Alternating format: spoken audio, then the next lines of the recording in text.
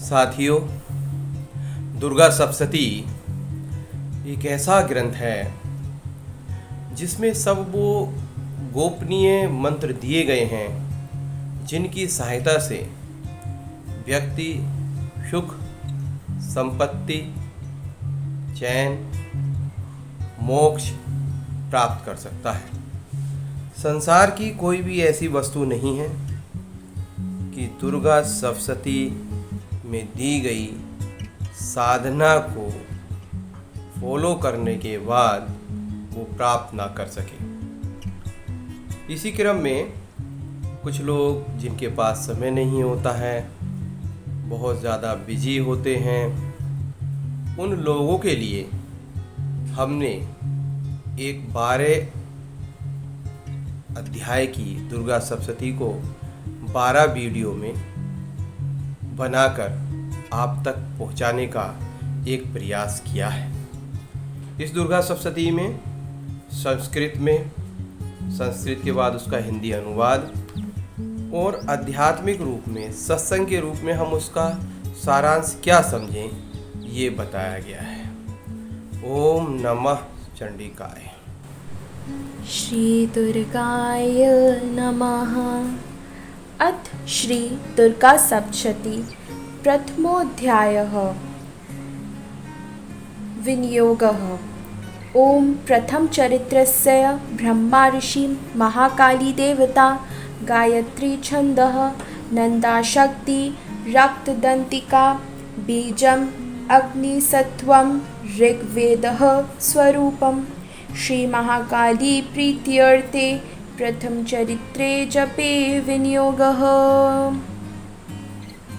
ध्यानम्। ओम खड्गं चक्र गदेषु चाप परिघां शूलं भुशुण्डीं शिरः शङ्खं सन्दधन्तीं करस्त्रीनयनां सार्वाङ्गं भूषावृतां नीलाशमुद्धृति मासे पाददशकां सेवे महाकालिकां यां स्तौतत् स्वपिते हरौ कमलोचो हन्तुं मद्धुं कैटभम्। ओम नमः चंडिकाय। ओम ऐं मार्कण्डेय उवाच। सावर्णिः सूर्यतनयो यो मनुः कथ्यते अष्टमः निशामय तदुत्पत्तिं विस्तराद् गततो मम। महामायुनो भावेन यथा मन्वन्तराधिप्यः स बभूव महाभागः सावर्णिस्तनयो रविः। स्वारोचिषे अन्तरे पूर्वं चैत्रवंशस्मुद्भवः सुरथो नाम राजा भूतसमस्ते क्षितिमण्डले। तस्य पालयतः सम्यक् प्रजाः पुत्रो निवोरसान्। बभूवुः शत्रुवो भूपाः कोलाविध्वंसिनस्तदा। तस्य तैर्भवद् युद्धमतिप्रबलदण्डिनः न्यूनैरपि स तयुरुध्ये कोलाविध्वंसिभिर्जितः। ततः स्वपुरमायतो निजदेशाधिपोऽभवत्।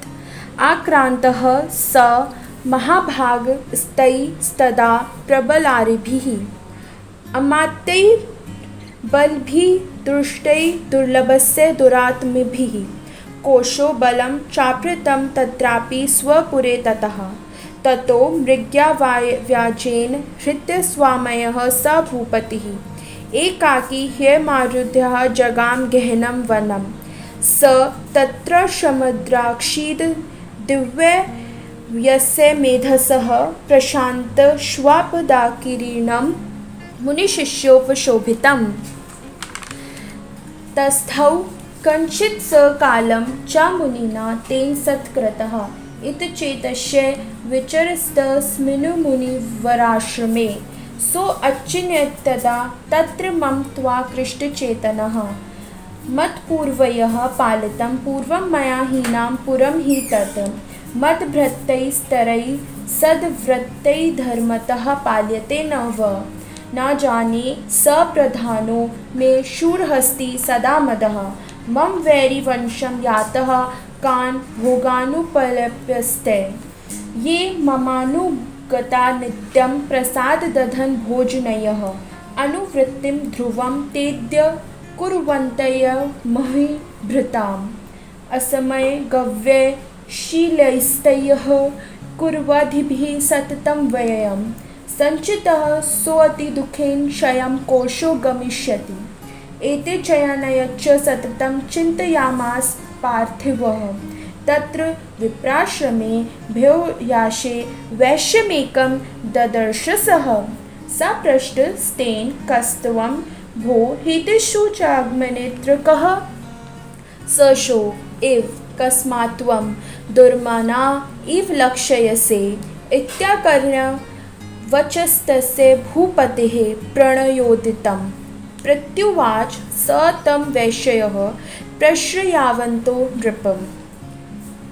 वैश्य उवाच समाधिनां वैश्यो अहमुत्पन्नो धननिनां कुले पुत्रदारे निरस्तस्य धनलोभादु साधुभिः विहीनस्य धनैर्दारय्यः पुत्रैरादाय मे धनं वनं भयागतो दुःखी निरशस्त्रचापद बन्धुभिः सोऽहं न वेदिपुत्राणां कुशलात्मिकां प्रवृत्तिं स्वजनानां च दाराणां चातसंसिता किं नु तेषां गृहे क्षेमं किं नु साम्प्रतं कथं ते किं नु सद्व्रता दुर्व्रताः किं नु मे सुताः।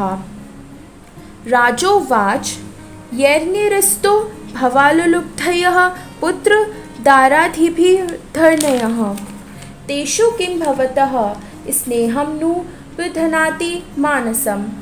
वैश्य उवाच एवं तद्धत्ता प्राह भवान् स्मदगतं वचः किं करोमि न बध्नाति मम निष्ठुरतां मनः ययः सत्यजय पितृस्नेहं धनलुब्धैर्निराकृतः पतिस्वजनाहार्दं च हार्दि तेष्वेव मे मनः किमेतानि भिजानामि जानन्नपि महामते यत्यप्रेम प्रवणं चित्तं विगुणेष्वपि बन्धुषु तेषां कृते मे निःश्वासो दौर्मनस्यं च जायते करोमि किं यन्मनस्ते प्रीतिषु निष्ठुरम्। मार्कण्डेय उवाच तत्स्तौ सहितौ विप्र तं मुनि समुपस्थितौ समाधिनां वैश्यो सौ स च पार्थिवस्तमः कृत्वा तु तौ यथा न्यायं यथाहरं तेन संविदम् उपविष्टौ कथा कश्चित् कृतु वैश्यपार्थिवौ। राजोवाच भगवंस्त्वहमहं प्रष्टुमिच्छाम्येकं वदस्व तत् दुःखाय यन्मे मनसः स्वचिताय तत्तां विना मम त्वं गतराज्यस्य राज्याङ्गेष्वेऽखिलेष्वपि जानतोऽपि यथायज्ञस्य किमेतनुनिस्तम् अयं च निकृतः पुत्रदारेभिर्भयते सधोतोज्झितः स्वजनेन च सत्यं स्तेषु हार्दि तथाप्याति एवमेष तथां च द्वाप्यतेऽनुदुःखितौ दृष्टदोषे अपि विषये मम त्वाकृष्टमानसौ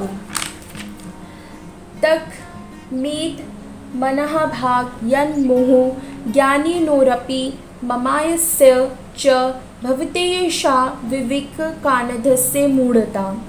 ऋषि उवाच ज्ञानमस्ति समसत्ते तस्य जनतोर्विषयगोचरे विषयमहाभाग्याति चैवं पृथक् पृथक् दिवान्धः प्राणिनः केचिदात्राबन्धास्तथापरे केचिद्वा तथा रात्रौ प्राणिनस्तुल्यदृष्टयः ज्ञानिनो मनुजः सत्यं किं तु ते न हि केवलं यतो हि ज्ञानिनः सर्वे पशुपक्षिमृगादयः ज्ञानं च तन्मनुष्याणां यतेषां मृगपक्षिणां मनुष्याणां च यतेषां तुल्यमन्त्यतथो भयोः ज्ञानेऽपि सति पश्यतान् पताङ्गच्छवुच्चषु कर्णमोक्षाद्रि पिङ्ग अङ्गमानानपि शुद्धा मानुषा मञ्जुव्याघ्रः साभिलाषः सुतान् प्रति लोभात्ते प्रत्युपकाराय नन्वेतान् किं न पश्यसि तथापि ममतार्वर्ते मोहागर्ते निपातितः महामायाप्रभावेण संसारस्थितः कारिणा तन्नात्र विस्मयः कार्यो योगनिद्रा जगत्पतेः महामाया हरिश्चैषा तया समूहाते जगत् ज्ञानिनापि चेतांसि देवी भगवती हि सा बलादाकृष्य मोहाय महामाय प्रयच्छति तया विसृज्यते विश्वं जगेतचराचरम् सैषा प्रसन्ना वरदा नृणां भवति मुक्तये सा विद्या परमा मुक्तिर्हेतुभूता सनातनी संसारबन्धहेतुषु सैव सर्वेश्वरी। राजोवाच भगवन् काहि सा देवी महामायेति यां भवान् ब्रवीति कथमुत्पन्ना सा कर्माशयस्य किं द्विज यत्प्रभावा च सा देवी यत्स्वरूपा यद्दुद्वा तत्सर्वं श्रोतुमिच्छामि तत्त्वतो ब्रह्माविदं वरम्। ऋषि उवाच नित्यैव सा जगन्मूर्तेयस्या सर्वविदं तततं तथापि तत्समुक्तिर्बहुधा श्रूयतां मम देवानां कार्यसिद्धिर्मद्विभ्रभवति सा यदा उत्पन्नेति तदा लोके सा नित्याप्यभिधीयते योगनिद्रां यदा विष्णुर्जगत्यैकारणविक्रीते आस्तीर्य क्षेम भजतकल्पान्ते भगवान् प्रभु तदा द्वासुरौ घोरौ विख्यातौ मधुकैटभौ विष्णुकर्णमलोदुप्तौ हन्तुं ब्रह्माण्डमुद्यतौ स नाभिकमले विष्णो स्थितो ब्रह्मा प्रजापति दृष्ट्वा तात सुरौ चोग्रो प्रस्फुटं च जनार्दनं तुष्टाव योगनिद्रां तामेकाग्रहृदय स्थितः विबोधनार्थाय हरिहरनेत्रकृतालयां विश्वेश्वरीं जगद्धात्रीं स्थितिसंहारकारिणीं निद्रां भगवतीं विष्णोर्तुलां तेजसः प्रभु।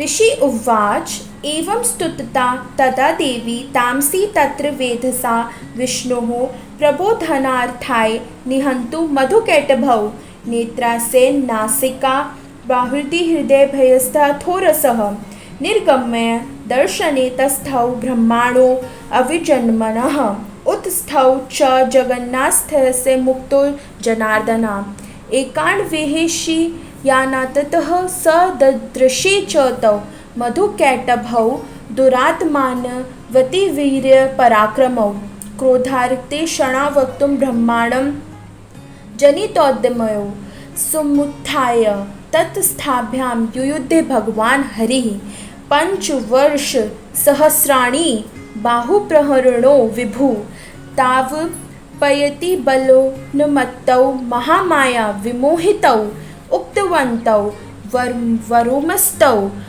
वियतामिति केशवम्।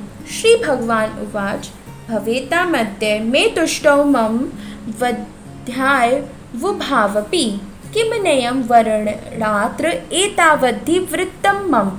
ऋषि उवाच वञ्चिताभ्यमिति तदा सर्वमापुमयं जगत् विलोकयताभ्यां गदितो भगवान् कमले क्षणः आवां जहि न यतोर्विसलिलेन परिप्लुता।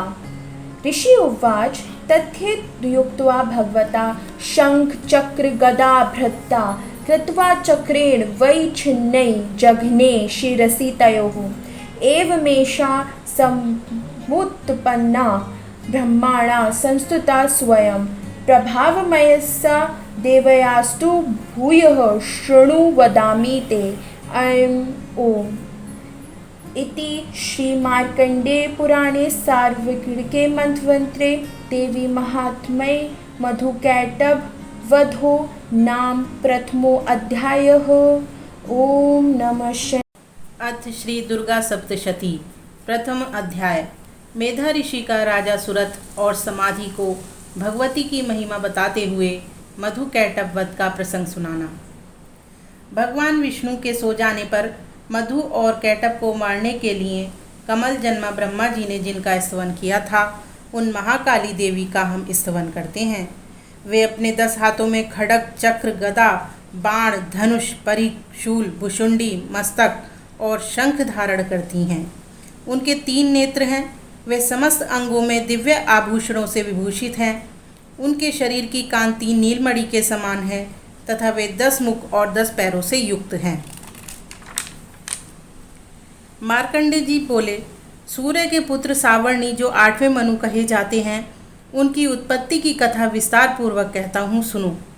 सूर्य कुमार महाभाग सावर्णी भगवती महामाया के अनुग्रह से जिस प्रकार मनवंतर के स्वामी हुए, वही प्रसंग सुनाता हूँ। पूर्व काल की बात है। स्वरोचिष मनवंतर में सुरथ नाम के एक राजा थे, जो चैत्र वंश में उत्पन्न हुए थे। उनका समस्त भूमंडल पर अधिकार था। वे प्रजा का अपने ओर से पुत्रों की भांति धर्मपूर्वक पालन करते थे। तो भी उस समय कोला विध्वंसी नाम के क्षत्रिय उनके शत्रु हो गए। राजा सुरथ की दंड नीति बड़ी प्रबल थी। उनका शत्रुओं के साथ संग्राम हुआ। यद्यपि कोला विध्वंसी संख्या में कम थे, तो भी राजा सुरथ युद्ध में उनसे परास्त हो गए। तब वे युद्ध भूमि से अपने नगर को लौट आए और केवल अपने देश के राजा होकर रहने लगे। समूची पृथ्वी से अब उनका अधिकार जाता रहा, किंतु वहाँ भी उन प्रबल शत्रुओं ने उस समय महाभाग राजा सुरथ पर आक्रमण कर दिया। राजा का बल क्षीण हो चला था, इसलिए उनके दुष्ट, बलवान एवं दुरात्मा मंत्रियों ने वहाँ उनकी राजधानी में भी राजकीय सेना और खजाने को हथिया लिया। सुरथ का प्रभुत्व नष्ट हो चुका था, इसलिए वे शिकार खेलने के बहाने घोड़े पर सवार हो वहाँ से अकेले ही एक घने जंगल में चले गए। वहाँ उन्होंने विप्रवर मेधा मुनि का आश्रम देखा, जहाँ कितने ही हिंसक जीव अपनी स्वाभाविक हिंसावृत्ति छोड़कर परम शांत भाव से रहते थे। मुनि के बहुत से शिष्य उस वन की शोभा बढ़ा रहे थे। वहाँ जाने पर मुनि ने उनका सत्कार किया और वे उन मुनिश्रेष्ठ के आश्रम पर इधर उधर विचरते हुए कुछ काल तक रहे। फिर ममता से आकृष्ट चित्त होकर वहाँ इस प्रकार चिंता करने लगे, पूर्व काल में मेरे पूर्वजों ने जिसका पालन किया था, वही नगर आज मुझसे रहित है। पता नहीं मेरे दुराचारी भृत्यगण उसकी धर्मपूर्वक रक्षा करते हैं या नहीं। जो सदा मत की वर्षा करने वाला और शूरवीर था, वह मेरा प्रधान हाथी अब शत्रुओं के अधीन होकर ना जाने किन भोगों को भोगता होगा। जो लोग मेरी कृपा, धन और भोजन पाने से सदा मेरे पीछे पीछे चलते थे, वे निश्चय ही अब दूसरे राजाओं का अनुसरण करते होंगे। उन अपवयी लोगों के द्वारा सदा खर्च होते रहने के कारण अत्यंत कष्ट से जमा किया हुआ मेरा वह खजाना खाली हो जाएगा। ये तथा और भी कई बातें राजा सुरथ निरंतर सोचते रहते थे। एक दिन उन्होंने वहाँ विप्रवर मेधा के आश्रम के निकट एक वैश्य को देखा और उससे पूछा, भाई तुम कौन हो? यहाँ तुम्हारे आने का क्या कारण है? तुम क्यों शोकग्रस्त और अनमने से दिखाई देते हो? राजा सुरथ का यह प्रेम पूर्वक कहा हुआ वचन सुनकर वैश्य ने विनीत भाव से उन्हें प्रणाम करके कहा, राजन, मैं धनियों के कुल में उत्पन्न एक वैश्य हूँ। मेरा नाम समाधि है। मेरे दुष्ट स्त्री पुत्रों ने धन के लोभ से मुझे घर से बाहर निकाल दिया है। मैं इस समय धन, स्त्री और पुत्रों से वंचित हूँ। मेरे विश्वसनीय बंधुओं ने मेरा ही धन लेकर मुझे दूर कर दिया है, इसलिए दुखी होकर मैं वन में चला आया हूँ। यहाँ रहकर मैं इस बात को नहीं जानता कि मेरे पुत्रों की, स्त्री की और स्वजनों की कुशल है या नहीं। इस समय घर में वे कुशल से रहते हैं अथवा उन्हें कोई कष्ट है। वे मेरे पुत्र कैसे हैं? क्या वे सदाचारी हैं अथवा दुराचारी हो गए हैं? राजा ने पूछा, जिन लोभी स्त्री पुत्र आदि ने धन के कारण तुम्हें घर से निकाल दिया, उनके प्रति तुम्हारे चित्त में इतना स्नेह का बंधन क्यों है?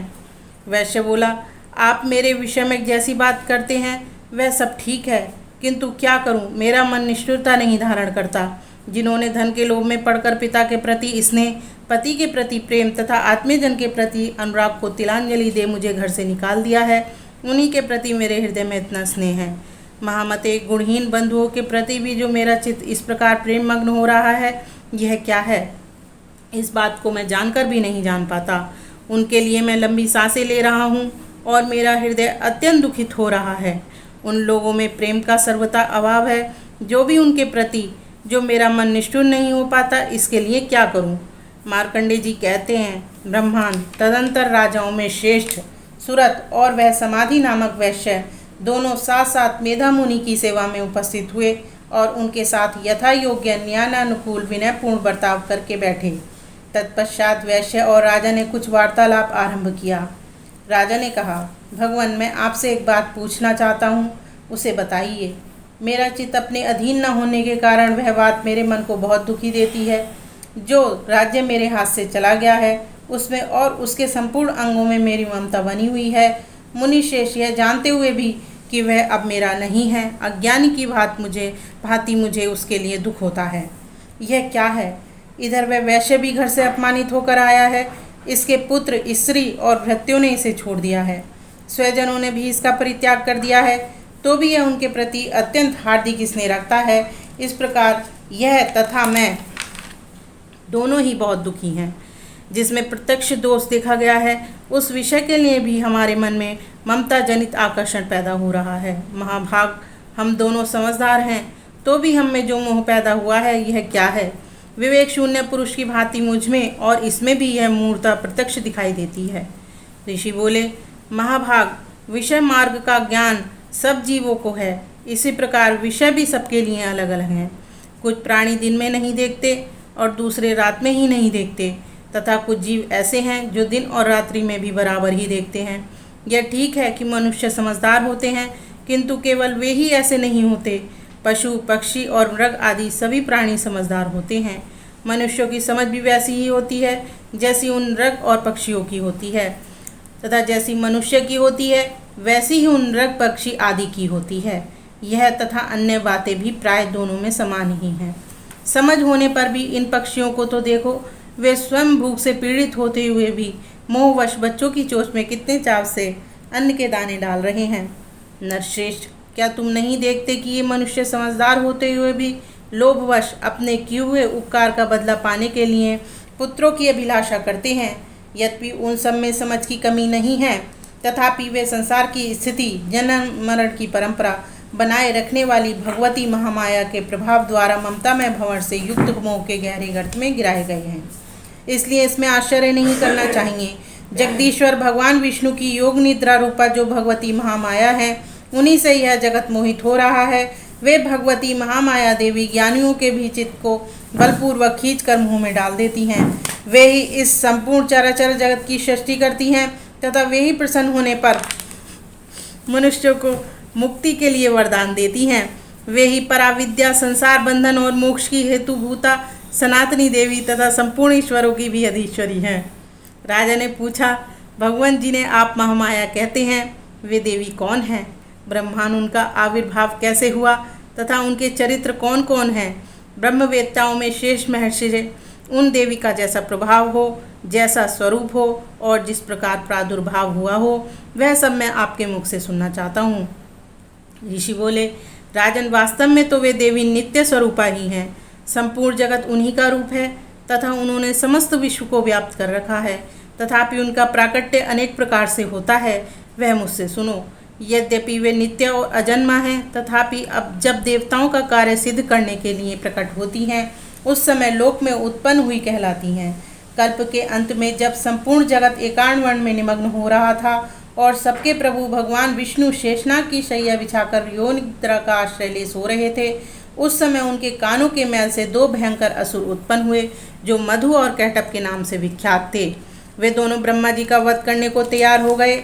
भगवान विष्णु के नाभि कमल में विराजमान प्रजापति ब्रह्मा जी ने जब उन दोनों भयानक असुरों को अपने पास आया और भगवान को सोया हुआ देखा, तब एकाग्रचित्त होकर उन्होंने भगवान विष्णु को जगाने के लिए उनके नेत्रों में निवास करने वाली योग निद्रा का स्तवन आरंभ किया, जो इस विश्व की अधीश्वरी, जगत को धारण करने वाली, संसार का पालन और संहार करने वाली तथा तेज स्वरूप भगवान विष्णु की अनुपम शक्ति हैं। उन्हीं भगवती निद्रा देवी की भगवान ब्रह्मा स्तुति करने लगे। ब्रह्मा जी ने कहा, देवी, तुम्ही स्वहा, तुम्ही स्वधा और तुम्ही वशकार हो। स्वर भी तुम्हारे ही स्वरूप हैं। तुम्ही जीवनदायिनी सुधा हो। नित्य अक्षर प्रणव में अकार, उकार, मकार इन तीन मात्राओं के रूप में तुम्ही स्थित हो, तथा इन तीन मात्राओं के अतिरिक्त जो बिंदु रूपा नित्य अर्ध मात्रा है, जिसका विशेष रूप से उच्चारण नहीं किया जा सकता, वह भी तुम ही हो। देवी तुम ही संध्या, सावित्री तथा परम जननी हो। देवी तुम ही इस विश्व ब्रह्मांड को धारण करती हो। तुमसे ही इस जगत की सृष्टि होती है, तुम्ही से इसका पालन होता है और सदा तुम्ही कल्प के अंत में सबको अपना ग्रास बना लेती हो। जगन्मयी देवी, इस जगत की उत्पत्ति के समय तुम शशि रूपा हो, पालन काल में स्थिति रूपा हो तथा कल्पांत के समय संसार रूप धारण करने वाली हो। तुम्ही महाविद्या, महामाया, महामेधा, महास्मृति, महामोह रूपा, महादेवी और महाअसुरी हो। तुम ही तीनों गुणों को उत्पन्न करने वाली सबकी प्रकृति हो। भयंकर काल रात्रि, महारात्रि और मोहरात्रि भी तुम्ही हो। तुम्ही श्री, तुम्ही ईश्वरी, तुम्ही ह्रीं और तुम्ही बोध स्वरूपा बुद्धि हो। लज्जा, पुष्टि, तुष्टि, शांति और क्षमा भी तुम्ही हो। तुम खड़ग धारणी, शूल धारणी, घोर रूपा तथा गदा, चक्र, शंख और धनुष धारण करने वाली हो। बाण, भुशुंडी और परी ये भी तुम्हारे अस्त्र हैं। तुम सौम्य और सौम्यतर हो। इतना ही नहीं, जितने भी सौम्य एवं सुंदर पदार्थ हैं उन सब की अपेक्षा तुम अत्यधिक सुंदरी हो। पर और अपर सबसे परे रहने वाली परमेश्वरी तुम ही हो। सर्वस्वरूपे देवी, कहीं भी सत असत रूप जो कुछ वस्तुएं हैं और उनकी सबकी जो शक्ति है वह तुम ही हो। ऐसी अवस्था में तुम्हारी स्तुति क्या हो सकती है? जो इस जगत की सृष्टि, पालन और संहार करते हैं उन भगवान को भी जब तुमने निद्रा के अधीन कर दिया है, तब तुम्हारी स्तुति करने में यहाँ कौन समर्थ हो सकता है? मुझको, भगवान शंकर को तथा भगवान विष्णु को भी तुमने ही शरीर धारण कराया है, अतः तुम्हारी स्तुति करने की शक्ति किसमें है? देवी, तुम तो अपने इन उदार प्रभावों से ही प्रशंसित हो। ये जो दोनों दुर्धर्ष असुर मधु और कैटभ हैं, उनको मुँह में डाल दो और जगदीश्वर भगवान विष्णु को शीघ्र ही जगा दो। साथ ही इनके भीतर इन दोनों महान असुरों को मार डालने की बुद्धि उत्पन्न कर दो।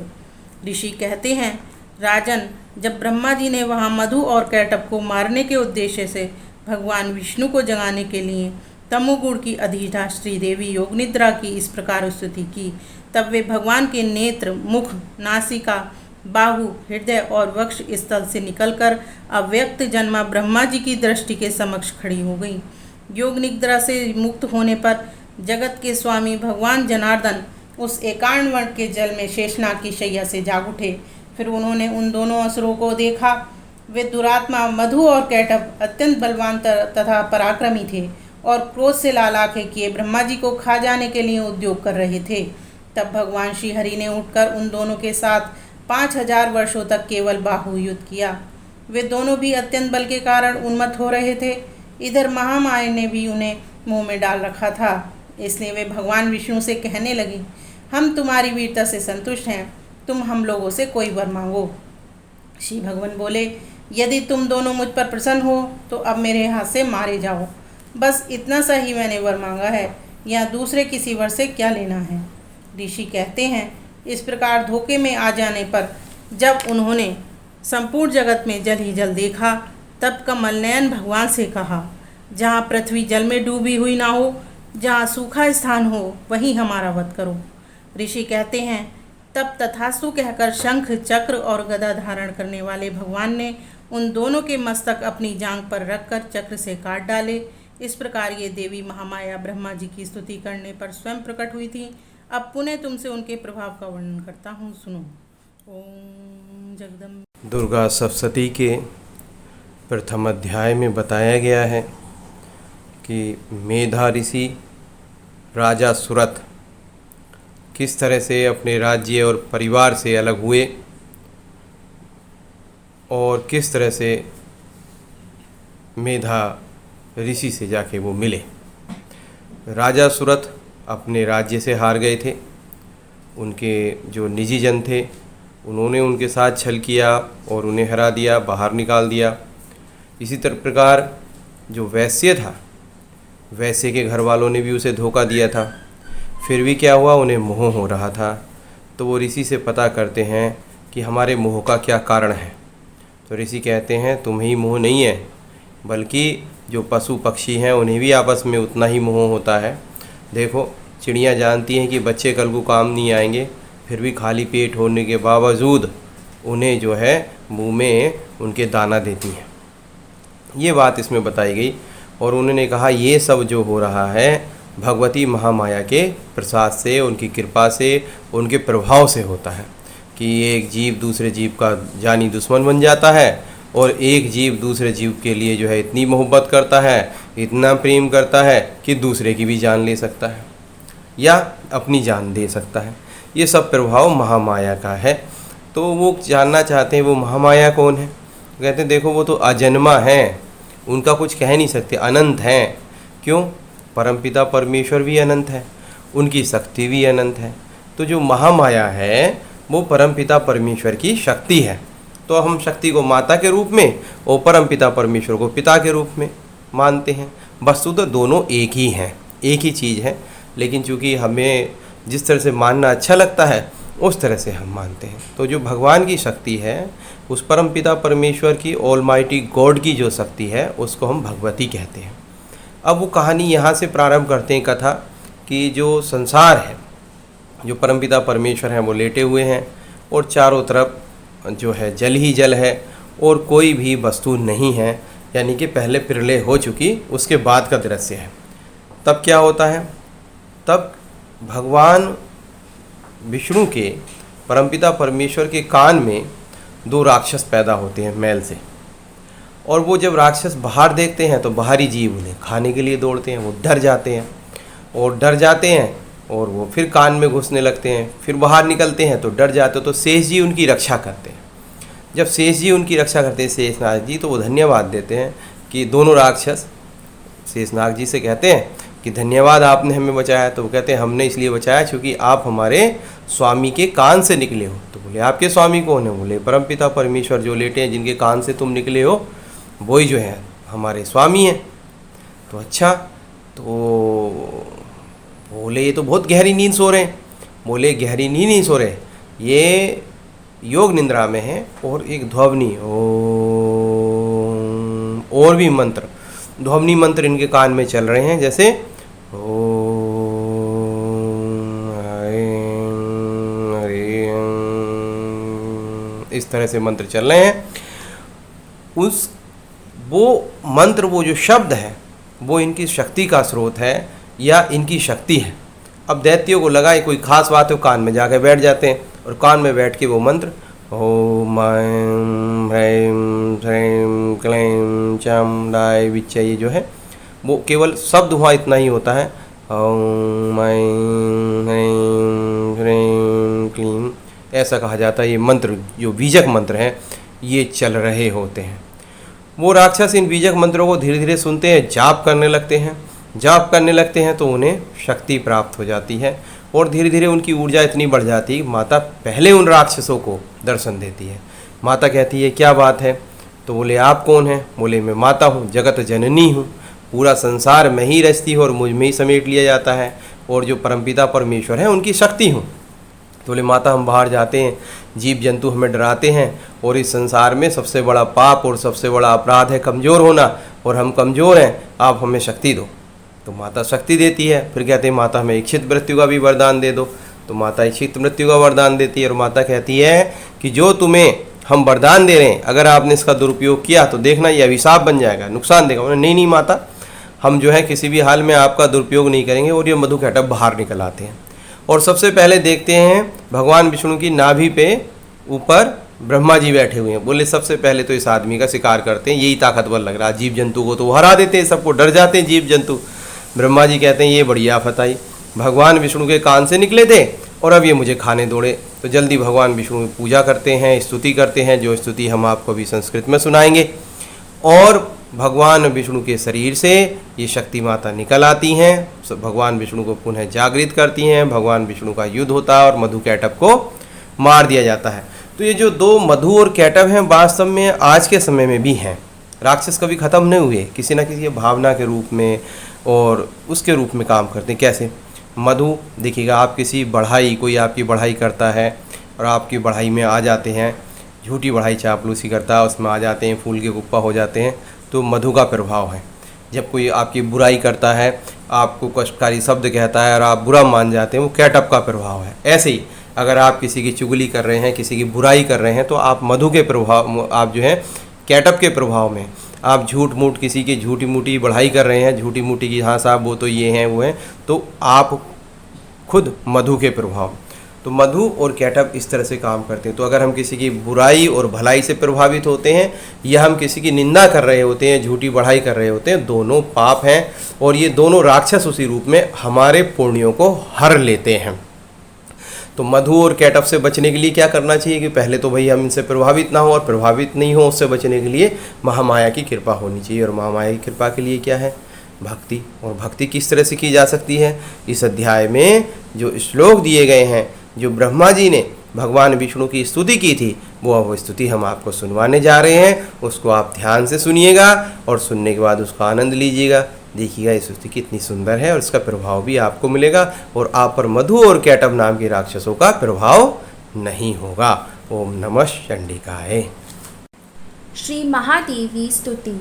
ब्रह्मोवाच त्वं स्वाहा त्वं स्वधा त्वं हि वष्टकारः स्वरात्मिका सुधा त्वमक्षरे नित्ये त्रिधा मात्रमिका स्थिता अर्धमात्र स्थिता नित्या यानुचार्या विशेषतः त्वमेव संध्या सावित्री त्वं देवी जननी परा त्वे धारयते विश्वं त्वे तत् सृजते जगत् तव्ये तत् पालयते देवी त्वं मतस्य नते च सर्वदा विसृष्टौ सृष्टिरूपां त्वं स्थितिरूपा च पालने तथा सृष्टिरूपान्ते जगतोऽस्य जगन्मने महाविद्या महामाया महामेधा महास्मृति महामोहा च भवति महादेवी महासुरी प्रकृतिस्त्वं च सर्वस्य गुणत्रयविभाविनी कालरात्रि महारात्रि महारिष्टिश्च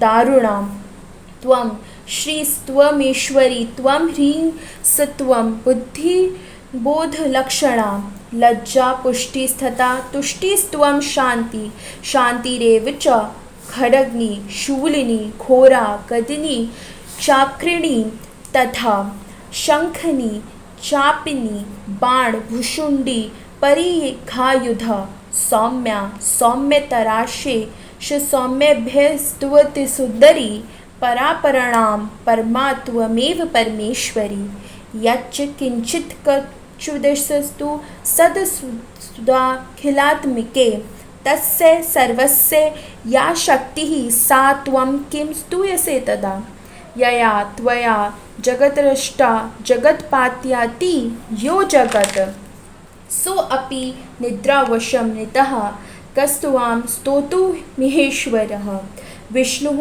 शरीरग्रहणमहामिशान एव च कारितास्ते यतोस्त्वां कः स्तोतुं शक्तिमान् भवेत् सा त्वमित्थं प्रभावय्यः स्वरुद्राय देवी संस्तुता मोहयतौ दुराधर्षवस्रौ मधुकैटभौ प्रबोधं च जगत्स्वामी नियतामुच्चयोतो लघु बोधस्य क्रियतामस्य हन्तुमेतौ महासरौ।